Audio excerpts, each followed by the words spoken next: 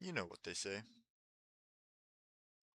Freedom doesn't come free. And in honor of that, I've made this jet in this game called Flyout in honor of our 250th anniversary. Enjoy the rest of the video. Now, before we start off this video, I just want to preface, I'm no expert in this game.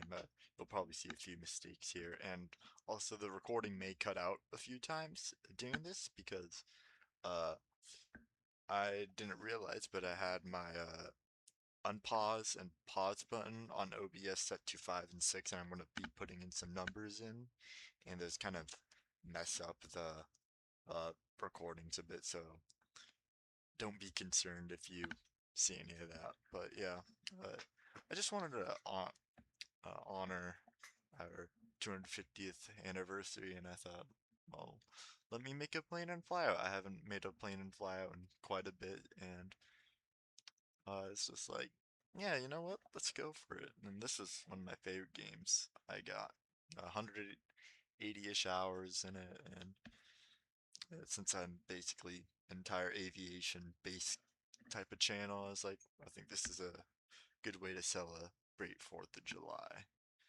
And you can see here, I decided I was kind of like modeling where I wanted my intakes to go, but I assume kind of just went for, I was like, just do some like scoop inlets, and but that'll be placed way later on in the video.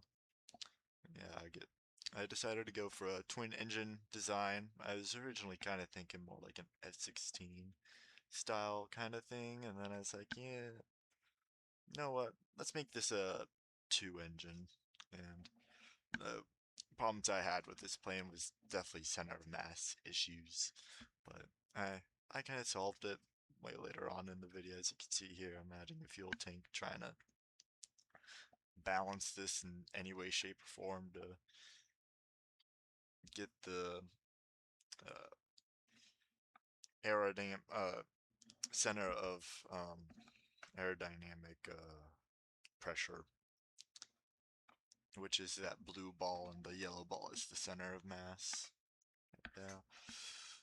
Yeah, see here, I'm just putting in all the designs,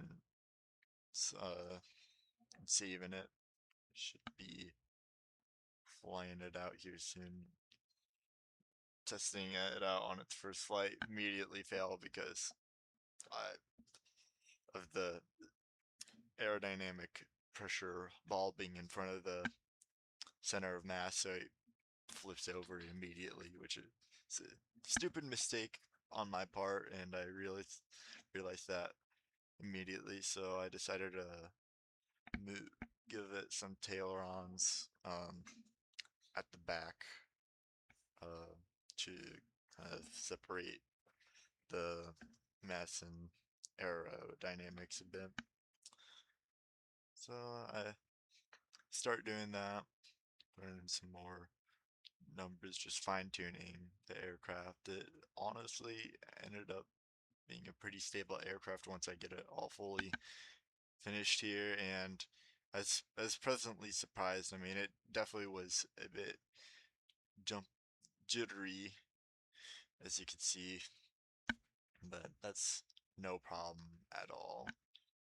And I try to land it here. I successfully landed somewhat. It's not really all that much of a success, but yeah, continue messing with the fuel stuff, and I decided to move the engines more up front to just get that center mass a bit more up front, make this aircraft a lot more stable, because I felt like it definitely still needed a bit more stability. It kind of go off the runway there. I changed some of the fly-by-wire, and I immediately reverted back to that. So then I start loading in, and while I was also making this, I realized I accidentally, when I under throttle my CPU, I'm on a ROG Ally, and I have this thing where you could like go into the settings, and there's three different modes. There's silent, performance, and turbo. and I had it on silent, which is only 10 watts, and the turbo is 25 watts, which is what I use for this game. So it was like really jittery at first, but yeah, yeah, I got it flying again. Is so much more stable, and I was very satisfied with how it was. So I started making the cockpit fuselage. I'll make the cock.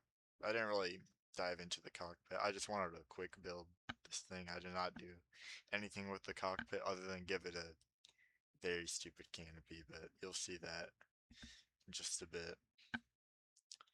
But continue making the jet here. Kind of make it like a rectangular fuselage. Give it the corners a bit of rounding. I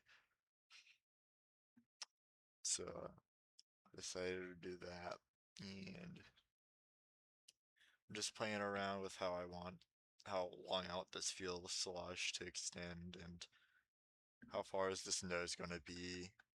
I'm trying to kind of line it up with the tips there on the sides, and then I kind of just decide, yeah, I think like this works. I just start fine tuning it a lot, and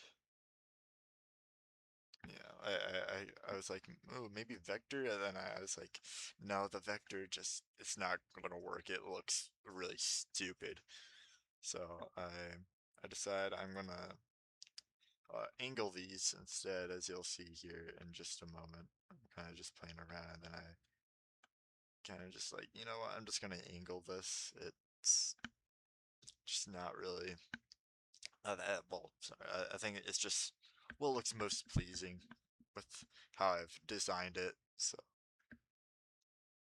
I decided to go with that, and I realized that I can't access my one of the uh, features, which is the assigned material. As you can see there, I put some holes, and I didn't have it to a full screen. I had it in windowed full screen and like extended window full screen. It was some weird setting. I've never seen it before, but I changed it to full screen, and now it plays so much better.